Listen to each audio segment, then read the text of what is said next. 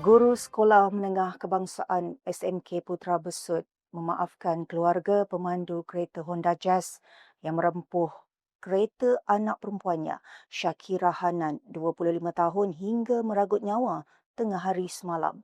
Mazli Yusof, 51 tahun memberitahu keluarga pemandu itu datang meminta maaf ketika dia sedang menunggu proses bedah siasat jasad anaknya di Jabatan Forensik Hospital Sultanah Nur Zahirah HSNZ petang semalam.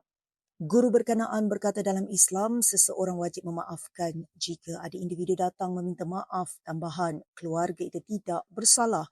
Beliau menyifatkan kejadian menimpa anaknya Shakira Hanan yang juga pelajar Universiti Sultan Zainal Abidin sudah suratan takdir. Bagaimanapun undang-undang dunia juga perlu dipatuhi, terutama melibatkan kecuaian manusia.